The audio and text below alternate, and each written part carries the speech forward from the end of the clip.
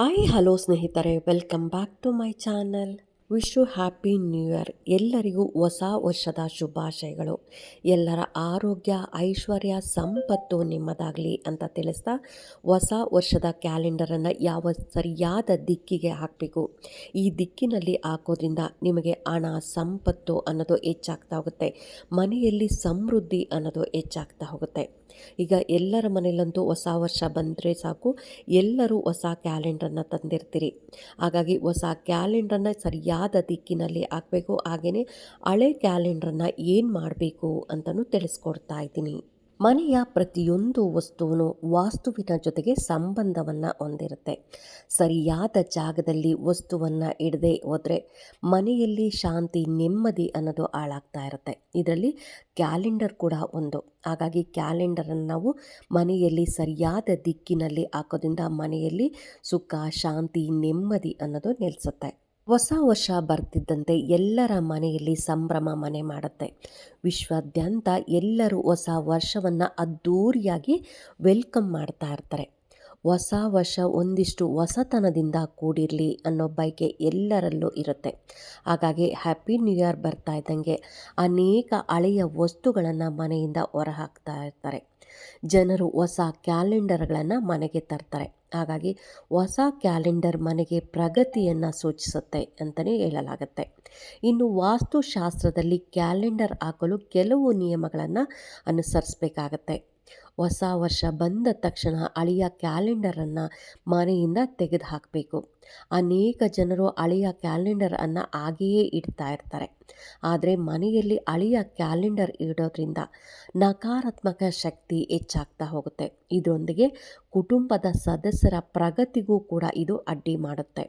ಹಾಗಾಗಿ ಕ್ಯಾಲೆಂಡರ್ ಅನ್ನು ನಿರ್ದಿಷ್ಟ ದಿಕ್ಕಿನಲ್ಲಿ ಇರಿಸಿದ್ರೆ ಮನೆಯಲ್ಲಿ ಸಂತೋಷ, ಸಮೃದ್ಧಿ ಇರುತ್ತೆ ಅಂತಲೇ ಹೇಳ್ಬೋದು. ಹಾಗಾಗಿ ವಾಸ್ತುಶಾಸ್ತ್ರದ ಪ್ರಕಾರ ನಾವು ಕ್ಯಾಲೆಂಡರನ್ನು ಮನೆ ಯಾವ ದಿಕ್ಕಿನಲ್ಲಿ ಇಡಬೇಕು ಅಂತಲೂ ತಿಳಿಸ್ಕೊಡ್ತಾ ಇದ್ದೀನಿ. ಪೂರ್ವ ದಿಕ್ಕು ಅಂದರೆ ವಾಸ್ತುಶಾಸ್ತ್ರದ ಪ್ರಕಾರ ಕ್ಯಾಲೆಂಡರನ್ನು ನಾವು ಮನೆಯ ಪೂರ್ವ ದಿಕ್ಕಿನಲ್ಲಿ ಇಡಬೇಕಾಗತ್ತೆ. ಇದರಿಂದ ಕುಟುಂಬದ ಸದಸ್ಯರ ಜೀವನದಲ್ಲಿ ಪ್ರಗತಿಯನ್ನು ಕಾಣ್ಬೋದು. ಇನ್ನು ಪೂರ್ವ ದಿಕ್ಕಿನ ಅಧಿಪತಿ ಸೂರ್ಯ ದೇವರು. ಹಾಗಾಗಿ ಸೂರ್ಯ ದೇವನಿಗೆ ಪೂರ್ವ ದಿಕ್ಕಿನ ಕೆಂಪು ಅಥವಾ ಗುಲಾಬಿ ಬಣ್ಣದ ನೀವು ಏನಾದರೂ ಕ್ಯಾಲೆಂಡರನ್ನು ಹಾಕಿದ್ರೆ ತುಂಬಾ ಒಳ್ಳೆಯದು. ಅಥವಾ ಸೂರ್ಯ ದೇವರು ಇರುವಂಥ ಚಿತ್ರವನ್ನು ಹಾಕಿದ್ರೂ ಕೂಡ ನೀವು ತುಂಬಾ ಮಂಗಳಕರ ಅಂತ ಹೇಳ್ಬೋದು. ಹಾಗಾಗಿ ವಾಸ್ತು ಪ್ರಕಾರ ನಾವು ಕ್ಯಾಲೆಂಡರನ್ನು ಪೂರ್ವ ದಿಕ್ಕಿಗೆ ಹಾಕಬೇಕಾಗತ್ತೆ. ಎರಡನೇ ದಿಕ್ಕು ಯಾವುದು ಕ್ಯಾಲೆಂಡರ್ ಹಾಕೋಕ್ಕೆ ಸರಿಯಾದ ದಿಕ್ಕು ಅನ್ನೋದಾದರೆ ಪಶ್ಚಿಮ ದಿಕ್ಕು. ನೀವು ಕ್ಯಾಲೆಂಡರ್ ಅನ್ನು ಪಶ್ಚಿಮ ದಿಕ್ಕಿನಲ್ಲಿ ಇರಿಸಬೇಕಾಗತ್ತೆ. ಯಾಕೆಂದರೆ ಈ ದಿಕ್ಕನ್ನು ಅರಿವಿನ ದಿಕ್ಕು ಅಂತಲೇ ಪರಿಗಣಿಸಲಾಗತ್ತೆ.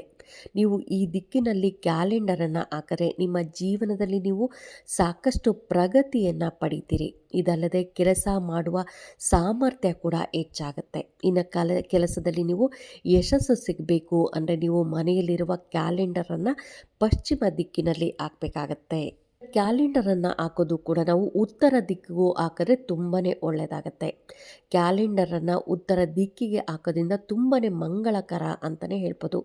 ಈ ದಿಕ್ಕನ್ನು ನಾವು ಕುಬೇರನು ಉತ್ತರ ದಿಕ್ಕಿಗೆ ಅಧಿಪತಿ ಅಂದರೆ ನಮಗೆ ಉತ್ತರಕ್ಕೆ ಹಾಕೋದ್ರಿಂದ ಉತ್ತರ ದಿಕ್ಕಿಗೆ ಕುಬೇರ ಅಧಿಪತಿ ಆಗಿರೋದ್ರಿಂದ ನೀವು ಈ ದಿಕ್ಕಿನಲ್ಲಿ ಕ್ಯಾಲೆಂಡರ್ ಹಾಕೋದ್ರಿಂದ ಮನೆಯಲ್ಲಿ ಸಂತೋಷ ಅನ್ನೋದು ಹೆಚ್ಚಾಗ್ತಾ ಹೋಗುತ್ತೆ. ಈ ದಿಕ್ಕಿನಲ್ಲಿ ನೀವು ಮದುವೆ, ಫಾಲ್ಸ್, ನದಿ, ಸಮುದ್ರ, ಹಸಿರು ಕ್ಯಾಲೆಂಡರನ್ನು ಹಾಕಬೇಕಾಗತ್ತೆ. ಇದರಿಂದ ವಾಸ್ತು ಪ್ರಕಾರ ತುಂಬಾ ಒಳ್ಳೆಯದಾಗತ್ತೆ. ಅಂದರೆ ನೀವು ಕ್ಯಾಲೆಂಡರನ್ನು ಹಾಕ್ಬೋದು ಯಾವಾಗಲೂ ಉತ್ತರ ದಿಕ್ಕು, ಪಶ್ಚಿಮ ಮತ್ತು ಪೂರ್ವ ದಿಕ್ಕಿಗೆ ಈ ಮೂರೂ ದಿಕ್ಕುಗಳಿಗೂ ನೀವು ಯಾವಾಗಲೂ ಕ್ಯಾಲೆಂಡರ್ ಹಾಕ್ಬೋದು. ಇನ್ನು ಕ್ಯಾಲೆಂಡರನ್ನು ಹಾಕದೇ ಇರೋ ದಿಕ್ಕು ಯಾವುದು ಅನ್ನೋದಾದರೆ ದಕ್ಷಿಣ ದಿಕ್ಕು. ನೀವು ಯಾವುದೇ ಕಾರಣಕ್ಕೂ ಕ್ಯಾಲೆಂಡರನ್ನು ದಕ್ಷಿಣ ದಿಕ್ಕಿಗೆ ಹಾಕಬಾರ್ದು. ಇದರಿಂದ ನಿಮ್ಮ ಕುಟುಂಬದ ಸದಸ್ಯರ ಪ್ರಗತಿಯನ್ನು ತಡೆಯುತ್ತೆ. ಅದಲ್ಲದೆ ಕುಟುಂಬದ ಸದಸ್ಯರ ಆರೋಗ್ಯದ ಮೇಲೆ ಕೆಟ್ಟ ಪರಿಣಾಮ ಕೂಡ ಬೀರುತ್ತೆ. ಹಾಗಾಗಿ ಯಾವುದೇ ಕಾರಣಕ್ಕೂ ದಕ್ಷಿಣ ದಿಕ್ಕಿಗೆ ನೀವು ಅದನ್ನು ಯಮನ ದಿಕ್ಕು ಅಂತ ಕೂಡ ಕರಿತೀರಿ. ಹಾಗಾಗಿ ದಕ್ಷಿಣ ದಿಕ್ಕಿಗೆ ನೀವು ಯಾವುದೇ ಕಾರಣಕ್ಕೂ ನೀವು ಕ್ಯಾಲೆಂಡರನ್ನು ಹಾಕಬೇಡಿ. ಇನ್ನು ಮೂರು ದಿಕ್ಕುಗಳಿದೆಯಲ್ಲ, ಪೂರ್ವ, ಪಶ್ಚಿಮ ಆಗಿರೆ ಉತ್ತರ ದಿಕ್ಕು. ಈ 3 ದಿಕ್ಕುಗಳಲ್ಲಿ ನಿಮ್ಗೆ ಯಾವ ದಿಕ್ಕು ಅನುಕೂಲ ಆಗುತ್ತೆ ನೋಡಿ, ನಿಮ್ಮ ಮನೆಯಲ್ಲಿ ಯಾವ ಕಡೆ ಹಾಕಿದ್ರೆ ನಿಮಗೆ ಚೆನ್ನಾಗಿ ಕಾಣುತ್ತೆ, ಚೆನ್ನಾಗಿರುತ್ತೆ, ಅಥವಾ ನಾವು ಕ್ಯಾಲೆಂಡರನ್ನು ನೋಡೋದಕ್ಕೂ ಒಳ್ಳೆಯದಾಗತ್ತೆ ಅನ್ನೋದಾದರೆ ಆ ಕಡೆ ನೀವು ಹಾಕಬೇಕಾಗತ್ತೆ. ಯಾವುದೇ ಕಾರಣಕ್ಕೂ ದಕ್ಷಿಣ ದಿಕ್ಕಿಗೆ ನೀವು ಕ್ಯಾಲೆಂಡರನ್ನು ಹಾಕಬಾರ್ದು. ಯಾವ ಯಾವ ಜಾಗದಲ್ಲಿ ನಾವು ಕ್ಯಾಲೆಂಡರನ್ನು ಹಾಕಬಾರ್ದು ಅಂತಲೂ ತಿಳಿಸ್ಕೊಡ್ತಾ ಇದ್ದೀನಿ. ಮನೆಯ ಮುಖ್ಯ ಬಾಗಿಲಿನ ಮುಂದೆ ಕ್ಯಾಲೆಂಡರನ್ನು ಹಾಕಬಾರ್ದು. ಅಂದರೆ ಈಗ ಮೇನ್ ಡೋರ್ ಇರುತ್ತಲ್ಲ, ಆ ಎಂಟ್ರೆನ್ಸಲ್ಲೇ ನಮಗೆ ಯಾವಾಗ್ಲೂ ಕ್ಯಾಲೆಂಡ್ರನ್ನ ಹಾಕಬಾರ್ದು. ಅಥವಾ ಬಾಗಿಲಿನ ಮೇಲೆ ಕ್ಯಾಲೆಂಡ್ರನ್ನ ಹಾಕೋದಾಗಲಿ, ಅಥವಾ ಡೋರ್ ಹಿಂದೆ ತುಂಬ ಜನ ಕ್ಯಾಲೆಂಡರ್ ಹಾಕಿರ್ತಾರೆ, ಈ ರೀತಿಯಾಗಿ ಹಾಕಬಾರ್ದು. ಇದರಿಂದ ಮನೆಯಲ್ಲಿನ ಕೆಟ್ಟ ಶಕ್ತಿಗಳು ಹೆಚ್ಚಾಗುತ್ತೆ, ನೆಗೆಟಿವ್ ಎನರ್ಜಿ ಅನ್ನೋದು ಹೆಚ್ಚಾಗುತ್ತೆ. ಇನ್ನು ಮನೆ ಎದುರುಗಡೆ ನೀವು ಹಾಕಿರ್ತೀರ, ಬಾಗಿಲು ಎದುರುಗಡೆ, ಅವಾಗ ಜೋರಾಗಿ ಗಾಳಿ ಬೀಸ್ತಾ ಇರ್ತದೆ. ಆಗ ಕ್ಯಾಲೆಂಡರ್ ಕೂಡ ಅದು ಗಾಳಿ ಬೀಸ್ದಲ್ಲೆಲ್ಲ ಅಲುಗಾಡ್ತಾ ಇರ್ತದೆ. ಈ ರೀತಿ ಕೂಡ ಆಗಬಾರ್ದು. ಇದನ್ನು ಅಶುಭ ಅಂತಲೇ ಹೇಳ್ತೀರಿ. ಅದಕ್ಕೋಸ್ಕರ ಯಾವಾಗಲೂ ಬಾಗಿಲಿನ ಮೇಲೆ ಹಾಕೋದಾಗಲಿ, ಬಾಗಿಲಿನ ಹಿಂದೆ ಹಾಕೋದು, ಎದುರುಗಡೆ ಹಾಕೋದು, ಮತ್ತು ದಕ್ಷಿಣ ದಿಕ್ಕಿಗೆ ಹಾಕೋದು, ಇಷ್ಟು ಕೆಲಸಗಳನ್ನು ಮಾಡಬಾರ್ದು. ಹಳೆ ಕ್ಯಾಲೆಂಡ್ರನ್ನ ಏನು ಮಾಡಬೇಕು, ತುಂಬ ಜನದ ಮನೆಯಲ್ಲಿ ಹಳೆ ಕ್ಯಾಲೆಂಡರ್ ಇರುತ್ತೆ, ಅದ್ರ ಮೇಲೇ ಹೊಸ ಕ್ಯಾಲೆಂಡರ್ ಕೂಡ ಹಾಕ್ತಾರೆ. ಯಾವುದೇ ಕಾರಣಕ್ಕೂ ಹೊಸ ಕ್ಯಾಲೆಂಡರು ಹಳೆ ಕ್ಯಾಲೆಂಡರ್ ಮೇಲೆ ಹಾಕಬಾರ್ದು. ಅದನ್ನು ಅರಿಯೋ ನೀರಲ್ಲಿ ಅಥವಾ ಮರದಲ್ಲಿ ಅಂದರೆ ಯಾವುದಾದ್ರೂ ಮರ ಇರುತ್ತಲ್ಲ, ಅದಕ್ಕೆ ನೀವು ನೇತು ಹಾಕಬೇಕಾಗತ್ತೆ, ಇಲ್ಲ ಹರಿಯೋ ನೀರಲ್ಲಿ ಬಿಡಬೇಕಾಗತ್ತೆ. ಯಾವುದೇ ಕಾರಣಕ್ಕೂ ಕಸಕ್ಕೆ ಹಾಕೋದು ಅಥವಾ ಕ್ಯಾಲೆಂಡರ್ನ ಅರಿಯೋದು ಈ ರೀತಿಯಾಗಿ ಮಾಡೋಕ್ಕೆ ಹೋಗಬೇಡಿ. ಕ್ಯಾಲೆಂಡರನ್ನು ಸರಿಯಾದ ದಿಕ್ಕಿನಲ್ಲಿ ಹಾಕಬೇಕಾಗತ್ತೆ. ಹಾಗಾಗಿ ಮನೆಯ ವಾಸ್ತು ಪ್ರಕಾರ ಯಾವ ದಿಕ್ಕಿನಲ್ಲಿ ಹಾಕಬೇಕು ಅಂತ ತಿಳಿಸ್ಕೊಟ್ಟಿದ್ದೀನಿ. ಅದಾದ ನಂತರ ಕ್ಯಾಲೆಂಡರನ್ನು ತೆಗೆದ ಮೇಲೆ ಏನು ಮಾಡಬೇಕು ಅಂತಲೂ ತಿಳಿಸ್ಕೊಟ್ಟಿದ್ದೀನಿ. ಹಾಗಾಗಿ ಈ ವಿಡಿಯೋ ಹೇಗೆ ಅನ್ನಿಸ್ತು ಅಂತ ಕಾಮೆಂಟ್ ಸೆಕ್ಷನಲ್ಲಿ ಕಾಮೆಂಟ್ ಮಾಡಿ, ಲೈಕ್ ಮಾಡಿ, ಶೇರ್ ಮಾಡಿ. ಇನ್ನೂ ನನ್ನ ಚಾನಲ್ಗೆ ಯಾರೆಲ್ಲ ಸಬ್ಸ್ಕ್ರೈಬ್ ಮಾಡದೆ ಏನಾದರೂ ಹಾಗೆ ನೋಡ್ತಾ ಇದ್ದರೆ ಎಲ್ಲರೂ ಸಬ್ಸ್ಕ್ರೈಬ್ ಮಾಡ್ಕೊಳ್ಳಿ. ಪಕ್ಕದಲ್ಲಿರೋಂಥ ಬೆಲ್ ಐಕನ್ ಪ್ರೆಸ್ ಮಾಡೋದ್ರಿಂದ ನಾನು ಹಾಕೋ ವಿಡಿಯೋಗಳೆಲ್ಲ ನೋಟಿಫಿಕೇಷನ್ ಆಗಿ ಬೇಗ ಬಂದು ತಲುಪುತ್ತೆ ಅಂತ ಹೇಳ್ತಾ ಥ್ಯಾಂಕ್ ಯು.